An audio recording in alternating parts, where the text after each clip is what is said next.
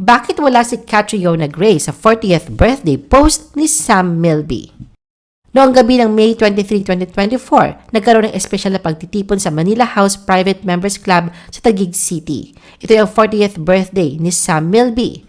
Ang kanyang mga malalapit na kaibigan tulad nila Gerald Anderson at John Prats ay dumalo upang ipagdiwang ang mahalagang araw nito kasama siya. Ang selebrasyon na inorganisa ng mga kaibigan at pamilya ni Sam sa tulong ng Star Magic at Nice Print Photography. Ngunit sa kabila ng lahat ng saya at kagalakan, may isang bagay na kapansin-pansin sa mga mata ng mga tagahanga. Ang kawalan ng presensya ni Catriona Gray. Nag-umpisa ang gabi ng kaarawan ni Sam sa isang simpleng hapunan na puno ng tawanan at kwentuhan. Masaya ang lahat habang inaalala ang mga magagandang alaala kasama si Sam. Ngunit habang tumatagal ang gabi, napansin ng mga tao ang isang katanungan na bumabalot sa kanilang isipan.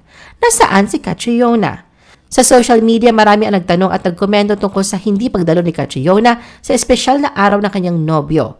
Bakit wala si Catriona? Ano na ang nangyari sa kanila? Ito ang mga tanong na nagliparan sa comment section ng mga post mula sa Star Magic at Nice Print Photography.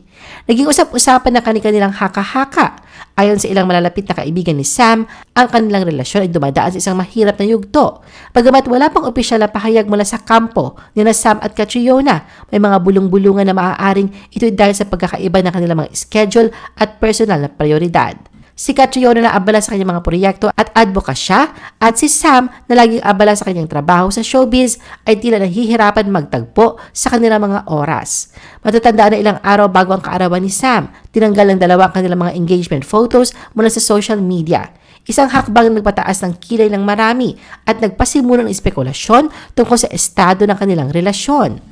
Ang hakbang na ito na sinundan ng hindi pagdalo ni Catriona sa kaarawan ni Sam ay nagdulot ng samot-saring emosyon sa mga tagahanga. Habang nagtatapos ang gabi ng selebrasyon, natapos din ang isang yugto ng maraming katanungan.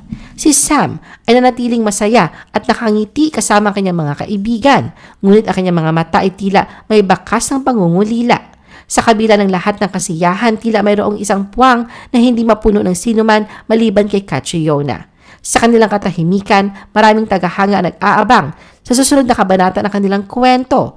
May mga umaasa pa rin na maayos ang lahat sa pagitan ni Sam at Catriona habang ang iba'y naghahanda na sa posibilidad na maaaring nagkaroon na ng pagtatapos ang kanilang relasyon. Sa ngayon, ang tanging malinaw ay ang kanilang katahimikan. Sa bawat larawan na ibinabahagi ni Sam at sa bawat proyekto na tinututukan ni Catriona, naroon ang mga tagahanga na patuloy na umaasa at nagmamahal.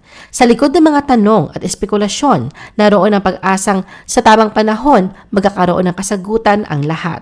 Sa mga darating na araw, inaasahan ng lahat na ang mga bituin ng kanilang mga buhay ay muli magtagpo sa iisang langit at magbibigay liwanag sa mga pusong naghihintay ng kasagutan. Sa ngayon, magpapatuloy ang buhay at magpapatuloy ang pagmamahal at suporta ng mga tagahanga sa kanilang mga idolo sa kabila ng mga tanong na walang kasagutan. I-post ang inyong comments at reaction sa baba at huwag kalimutan na i-like at i-share ang video na ito. Gusto mo pa ba ng ibang showbiz videos? Panoorin ang aming iba pang top viewed videos. Para sa aming mga YouTube viewers, pumunta lang sa description ng video na ito o i-click ang link sa itaas ng screen. Para naman sa mga Facebook viewers, ay maaari ninyong hanapin ang mga link sa comment section ng video. I-follow nyo din kami sa Facebook at mag-subscribe sa aming YouTube channel. Thanks for watching!